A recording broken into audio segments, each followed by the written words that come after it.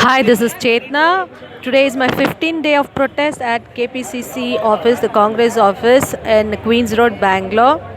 Today looks like this office is full, buzzing with activity. Some programs are going on, so a lot many people have come down to the office.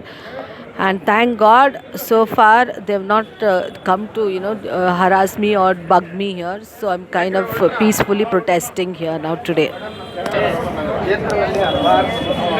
Lot many people near KPCC today. Lot of activity, lot of programs going on.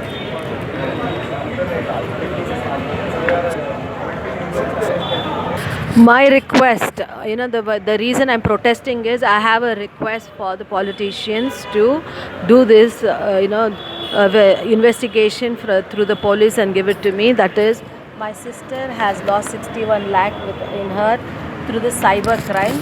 Before we even went to those people to complain, they started telling the money would have gone to Nigeria or Dubai, or some person sitting in some remote village of India who would be a daily worker, and whatever money he got, he would think it was been given to him by the government.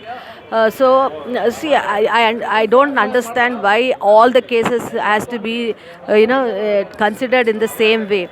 Yeah, there are certain cases, maybe 70 to 80% of cases which have same kind of patterns and same kind of transactions and things like that. But there could be an exception, and if I'm insisting there could be an exception, they could consider the case and do try to open this case with a new eyes and new sets of eyes, and see what actually if there is something foul play that has happened here. With this 61 lakh going is obviously a foul play, but still. But I know there are people who are connected, the rowdies I'm telling, who are harassing us. People connected to them would be involved in this case. I'm sure of that. So I'm telling them to investigate. All I want is the 9 accounts that my sister has transferred the amount to. The money is got dispersed through 350 transactions, is what the cybercrime person who's handling the case, Mr. Ravi, had told me. So if it has gone to 350 accounts, and he said he had sorted about 32 accounts. There'll be repetitive transactions, so he had a count of about 32 accounts with him. So what I asked him was, why don't you take the KYCs of all these accounts, see who are there and where they hail from, and then I also asked for the mobile phone numbers on these accounts, whatever the accounts he had collected, mobile phone numbers and the call records of it, from where the calls have come to it and who the calls belongs to.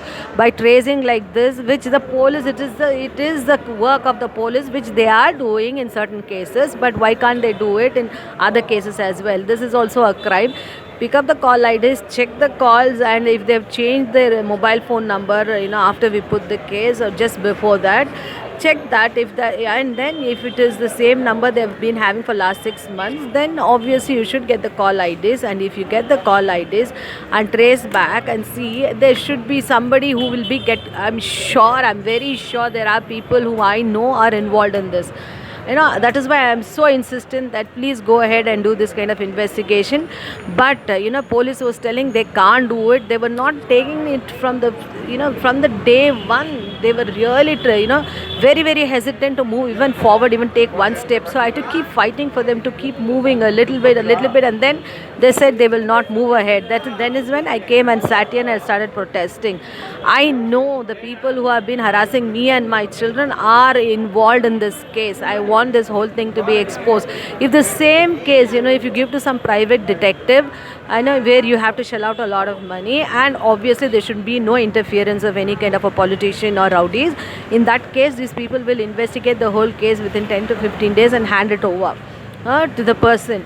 Why can't a police do? Because if the detective has to do this kind of work, he will get all the information through police only. Police is the one who will reveal all the WhatsApp conversations to them. They will reveal all the phone IDs, call IDs for where it's coming. All this is happening. It's a general knowledge that is common knowledge that's going around the city, that detectives are doing all this work.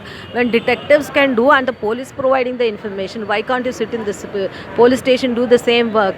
And also Bangalore Bangalore East has much better results when it comes to cybercrime compared to the place we are living, that is Bangalore North. Bangalore East, why they are not able to fool too much, I think is because this whatever the guys who are sitting, Bangalore East is mostly filled with IT companies and IT guys, and you can't fool them by telling, VPN and VPNs are there, masking, they would have done masking of the website and all, they know how to, they can't, because if you're dealing with the IT guy, he will ask you technical questions and you can't fool him around. But in Bangalore North, it's not like that. They will keep telling something or the other on some pretext. They're trying to tell that they can't do the investigation. The money is gone to Nigeria, going to here and there, but the money has been transferred. All the money that has got transferred is in India only. Then they said the boss is in some Dubai.